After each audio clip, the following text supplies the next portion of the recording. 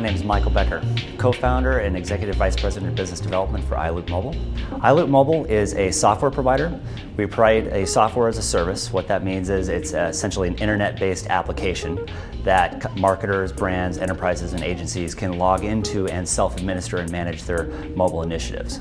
I'm on the board of directors of the North American Mobile Marketing Association, as well as the global board of directors of the Mobile Marketing Association. In addition to that, I sit on the .mobi Mobile Advisory Group Steering Committee, and I'm also very active on the academic side of the industry as well. People often say it's the year of mobile next year. Well, frankly, mobile has been growing steadily over the last 8, 9, 10 years. A lot of things that are happening this year. One is the use of text messaging, the ability to service and display the mobile internet on next generation phones is rapidly growing, and so the handsets are getting much more capable, the data networks are getting much more capable, and more importantly too, consumers are becoming aware of it. The big difference between, say, 2008 and even as 2007 is the maturity of the tools and the maturity of the networks, and also the maturity of the standard. It's a terribly exciting time for the industry. People tend to not go to the mobile internet site to surf volumes and volumes of content. They tend to go to look for information they're looking for, or to fulfill a relatively small void of time, say 10, 20, 30 minutes a day on the mobile internet site, as opposed to, say, hours of searching. So you want to be cognizant of, when building a mobile internet site, the type of content you put on it. You know, a lot of people will think, well, I'm going to take my entire .com website and populate that onto a mobile phone, and that's absolutely the wrong thing to do. You want to think about, go back to marketing 101. What does your customer need? What value are you offering? What are they looking for? And then in that context and in that environment, put that content and make it available on the mobile website. The key point for marketers is not to think about the mobile phone as a static or single channel, but a multi-modal device. And with that in mind, then you want to be using all of those modes. If you have a mobile phone with a telephone number on it, make it clickable so you can engage the voice channel. If you're on the voice channel on the mobile phone, give people options so they can have text messages sent to the phone or have mobile internet sites sent to the phone. If people are using the text messaging channel, give them the ability to text message a keyword into your corporate short code, and then that could possibly trigger a voice call. It could trigger delivering a mobile internet site, it could trigger opting into a text alert service, or any number of capabilities of the device. And the multimodal concept is critical for marketers to understand if they're going to be successful with this channel. We're getting what sites people are viewing, what links they're clicking on, what information they're getting. We're also getting context relevancy, the information that they're reading. We're getting the opportunity to hypertag or make that content relevant to location. We're getting the opportunity to make that content relevant to time. You're able to make that content relevant to the device that the person's on. And that's a very important point. You know, the iPhone experience versus the lower end phone that's a bit older, those are totally different experiences. And we're able to measure that. And so we're able to respond and create relevant content in real time for clients. And that's a really important thing.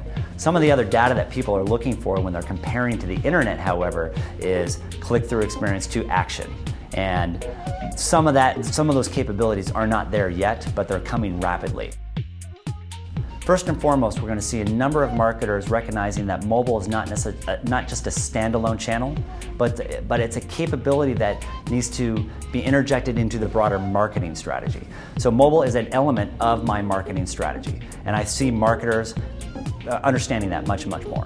What we're also going to see is interoperability and capabilities across carrier networks worldwide. And we're going to see faster networks, which will give us greater experiences and more richer experiences on the mobile.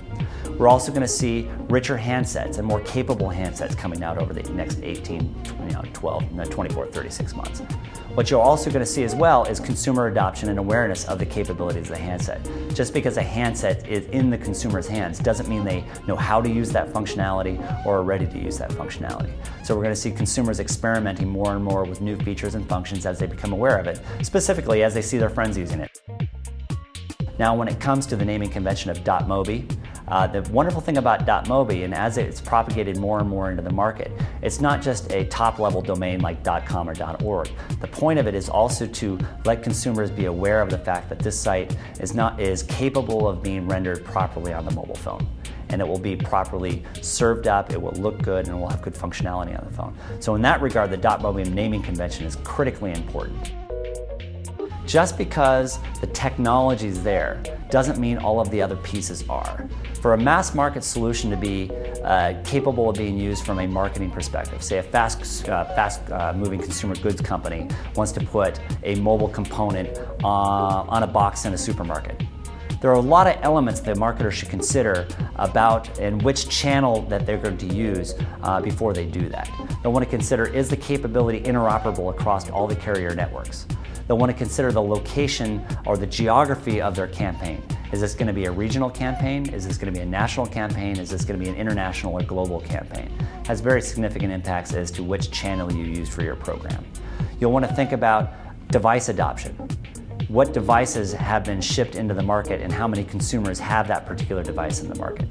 When that phone is in the market, you want to think about, do consumers know how to use the functionality that you're promoting in your marketing initiative? So for example, a very common or emerging capability is Bluetooth marketing, using the Bluetooth channel on the phone. Well, many consumers aren't really aware of how to do that yet. So you may want to consider, before you do that on a mass market scale, to try it in more niche markets. Then a couple other things you're going to think about. You want to think about the standards. Are the standards there? Both technical and business standards. And they are. And you can go to the Mobile Marketing Association, you can go to .mobi, you can go to the various tools there to look at some of the standards. So as a mass marketer, you want to be thinking about these things: interoperability, devices, device awareness or capability, and standards. And then when you take all that into consideration, you can launch some really exciting mobile initiatives.